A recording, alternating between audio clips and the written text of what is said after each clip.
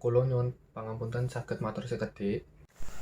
Nggih bagus, menapa ingkang arep panjenengan aturaken?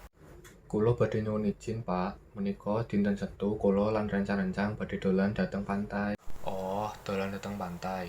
Menapa panjenengan sampun rembungan kalian rencang-rencang panjenengan? Nggih, Pak, kula sampun rembungan lan saged numpak mobil rencang kula. Kula badhe wangsul sore.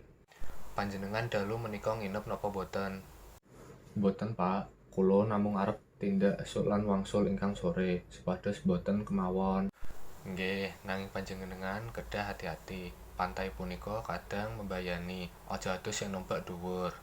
Nggih, Pak, kula badhe ati-ati. Kula ugi mbeta sangu payung lan topi supados boten kepanasan. Sampun lali nggawa HP, supados saged ngabar-kabar menawi wonten kedadosan. Nggih, Pak, HP kula tansah wonten ing tas. Matur suwun saged wis maringi izin. Sami-sami bagus, mugi dolanmu nyenengake lan tansah pinaringan wilujeng.